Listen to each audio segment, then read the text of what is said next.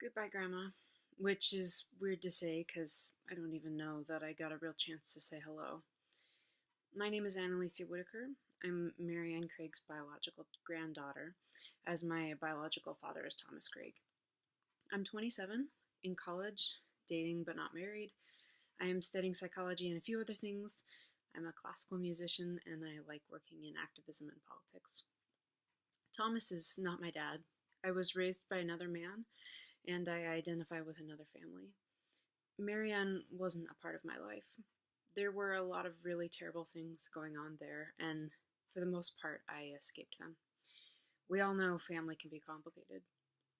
Thomas and everything associated with him is a piece of my history that I wanted to forget, so I put it away and didn't really know much about it. Recently, I've begun rediscovering some of these connections. I've gained back two cousins, incredibly strong, intelligent, and compassionate women who I deeply admire and am blessed to know. Grandma's dementia had already set in by then, but I was able to sit next to her a few times. I even met up with and have done a few things with Thomas. After her passing, I helped sort through some of Grandma's things and was moved by what I found. She had at least 100 pictures of me as a child. She had pictures of gardens and nature. She had pictures of her marches and political activism and newspaper clippings of historical events. She had her notes from being a social worker, and she had pictures of a loving, extended family who spent a lot of time in Germany. Now, I spent this summer in Europe, mostly in Munich, Germany, so you'll understand why I'm so shocked as I'm sorting through these things and seeing me in almost every photo. I love gardening. I loved reading. My parents actually had to take away my books as a child in order to ground me to my room. Otherwise, it was just me sitting in my room reading. I love activism. I'm a psychology major, so I'm very familiar with CASA and all the organizations that she would have participated with. And then here I am with my little sister in some of these pictures.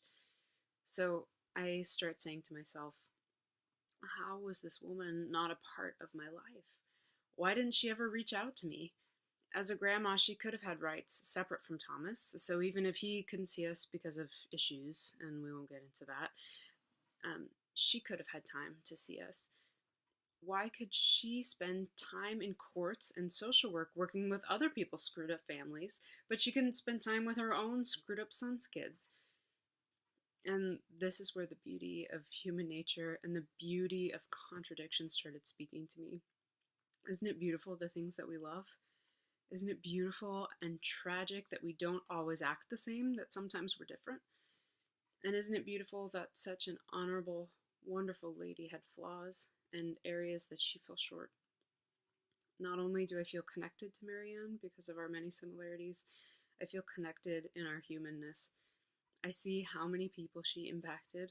I see some of the pain and humiliation she had to endure, and I see she had faults and things she couldn't handle. After she passed, I brought over flowers. Flowers are really important to me. I didn't understand at the time and until later how important they were to her. They went with her to the cremation, and I'd like to think she would have smiled at that, having some nature with her at the end. So thank you, Grandma. Thank you for teaching me this month, and thank you for all that you did share with me and the good in me that I now see was from you. I'm glad that in a small way I got to say goodbye and hello. Thank you.